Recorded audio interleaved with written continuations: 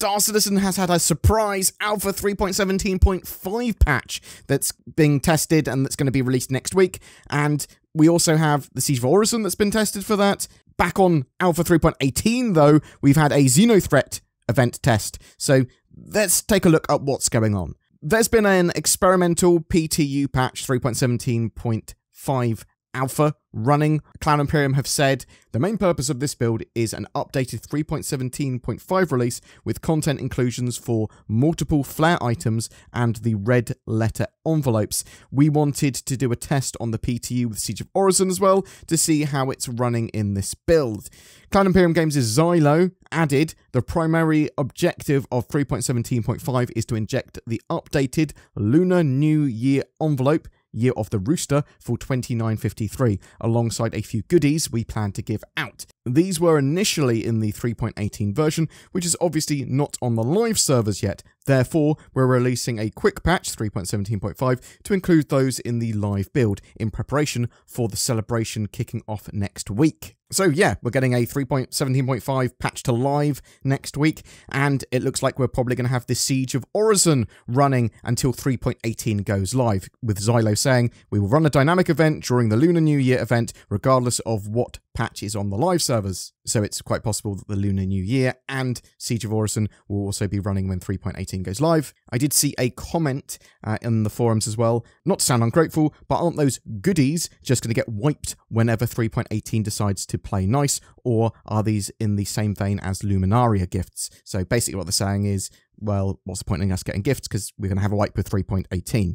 Xylo responded, they're the same as Luminaria gifts, which is fantastic because that means that they will be attributed to your account and not wiped when 3.18 releases. I also saw some comments on why are Cloud Imperium working on a 3.17.5, what's happening with 3.18. Xylo continued, there's no new development work going into 3.17.5. It's purely aimed to pull some of the holiday assets, 4 props in total, onto the live servers for the upcoming Lunar New Year celebration. So what typically happens around Lunar New Year is at the very end of January, running through to sort of like the middle of February, there is a event on Star Citizen that has you finding little red envelopes that are full of money that you can trade in. There's some skins and a little bit of a sort of minor ship and vehicle sale with sort of like red and gold sort of ships and skins being available. But obviously Cloud Imperium have also said this time there's going to be some free stuff for us as well in a similar vein to the Luminaria gifts, which sounds awesome. For those of you interested as well, there are a couple of known issues on that 3.17.5 patch as well. Lunar New Year envelopes are missing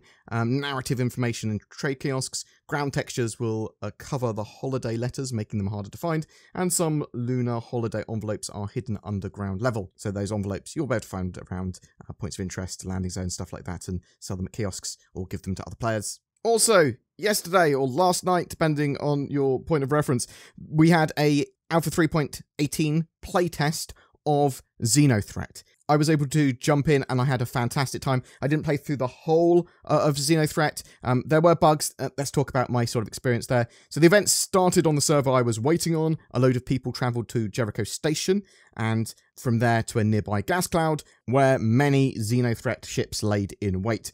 And the combat here was really good fun. There was a load of player ships, there were a load of NPCs, and there were a constant stream of ships to fight. And even though there were 20 or so players nearby, there were always targets for me to pursue, which is a great bit of fun.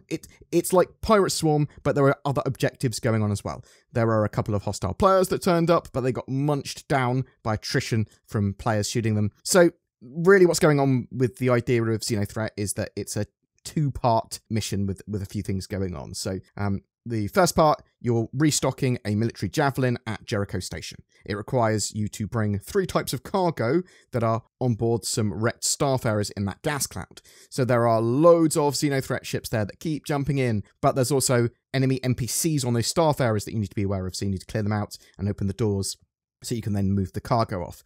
So you get the cargo from the starfarers back to the javelin, but the cargo is volatile, so some of it you can't quantum jump with, or you'll go boom. Some of it can't be sort of bumped around too much or damaged too much, otherwise again boom. And another set of the cargo is time sensitive, so it's really cool. because you have to think about what you're doing with the cargo and load the appropriate cargo into the appropriate ship that's sort of taking there. It is a team effort. Taking the cargo back to the Javelin and effectively selling it at the kiosk worked really well. The whole of that sort of Starfarer, gas cloud, enemies there, taking the cargo, constant wave of ships. Yeah, covering the players that are taking that cargo, helping them move it around. Works really well. Didn't have any problems with that. I didn't find any bugs with that I could obviously see. And what I did find interesting is that obviously there's a load of new features in 3.18 that are important to test with XenoThreat, which is persistent entity streaming, the soft destruction system, cargo refactor, all that sort of stuff. Now, with that soft destruction system in place, when you kill a XenoThreat ship or a ship in general, it will often not explode. But it's like, boom, it's permanently disabled, it's effectively dead. So you can then salvage it or board it, but it seemed in almost every instance, players would, after disabling that ship, after permanently disabling it, would target it again and attack it and blow it up. I think it could be just that because there's so much going on, that because something is a targetable and comes up as an enemy, well, a lot of people aren't going to know it's already done, taken out, so there's going to blow it up again. But I wouldn't want to board a ship in a situation like this, because it's almost certain that a friendly or someone that is effectively allied with you is going to blow that ship up at some point, whether you're on board or not. It would require more coordination to prevent things like that, so I think that's an interesting one. I did see some players come in with vultures, doing a bit of salvage on even the exploded wrecks. It looked like they were having a good amount of laugh. No reclaimers at the sort of event that I was at, but I hope to see them in the future. Sort of used at a big scale when a battle's over. I think that just looks cool. Something to remember, always double check that you've got a multi-tool and gravity attachment and your FPS equipment on you.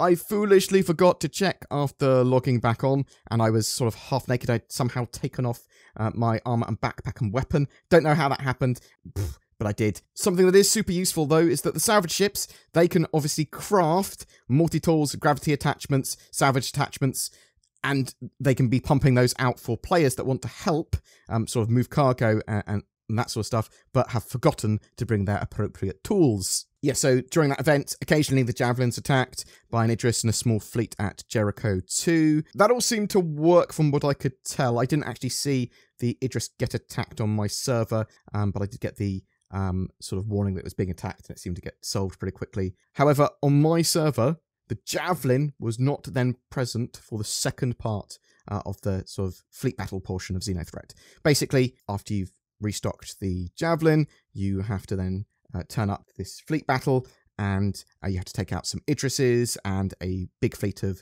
XenoThreat ships as a group, and the Javelin is supposed to turn up and provide support. My time in the fleet battle section was cut short, unfortunately, so I didn't see the end. I did want to see like a load of reclaimers or salvage ships turn up to try and salvage the capital ships and just the general big fleet of ships that is now destroyed and littering the sort of battleground there. It also appears that apparently some EU servers might be coming online with 3.18 on the PTU as well now, so it doesn't look like it's just on the US servers. Apparently this has had some mixed success as well. Lots of people complaining about the EU servers not working properly. I, as far as I'm aware, have just been on this US ones. I didn't actually realise that EU servers had come online, so I can't comment on the sort of stability of those personally. Does look like we're getting an open PTU very soon. I would hope that would be for this weekend, as I've expected, but that is not a confirmation. It's very possible that they might go, well, actually, because we don't need to have the live build out until the end of January, let's keep it in first wave PTU a little longer. And that is, as I said, quite possible. But yeah, persistent entity streaming, cargo refactor, and soft destruction, along with optimizations for 3.18, looks to add a bit of extra depth to XenoThreat, though getting it all stable and working as intended is obviously a necessity here. I like the fact that AI and NPCs were actually engaging, turning up, flying around. They didn't seem to be too much of a threat, but I don't think they will be when there's enough players around. But at least they weren't sort of paused in place, not moving, things like that. Did have a little bit of a sort of frame slowdown and lag when I was around that gas cloud as well. So I think I went down to like 20 FPS for good sections of it, or at least kept on pushing down to 20 FPS and then going back up to like 40 to 50. Don't like low frame rates, bleh. But often I have lower frame rates in game because I'm recording and doing some like stuff in the background. I have seen reports that the event wasn't starting for some people on some of the servers for XenoThreat. It wasn't progressing past the cargo stage. The fleet battle kept on breaking. So that all obviously needs to be solved. But it's looking good. I absolutely love XenoThreat. I'm not sure if it's the Siege of Orison or XenoThreat that's my favourite event. Maybe I love them both equally in different ways. But I'm interested to know what you think. Did you play in that XenoThreat sort of playtest? What do you think? Did you have terrible problems? Did you have a full playthrough that wasn't broken? What about the Siege of Orison on 3.17.5? Were you expecting a 3.17.5 patch? Obviously, it's just really for the Siege of Orison to be running for something to do and to have that Lunar New Year content. Do you expect we'll have an open PTU for this weekend, or is it something we'll see next week? Do you think Cloud Imperium will actually get 3.18 released to live by the end of the month? Whatever your thoughts, I'd love to hear from you in the comments below. It's a new year, time for resolutions, a brighter future. I'll make myself better each day. Or I could just stay at home and play computer games.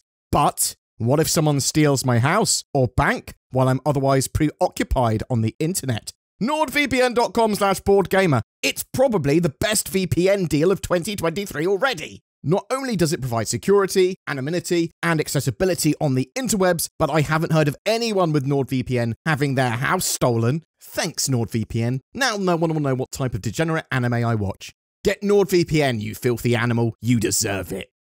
Every month we have a ship giveaway. For January, we are giving away an Argo Raft, the reinforced advanced freight transport ship, a dedicated cargo hauler that should see some additional gameplay in 2023. This also comes with a Star Citizen game package and lifetime insurance. All you need to do to be in for a chance of winning that is comment on any of my videos made during the month. More details in the description below.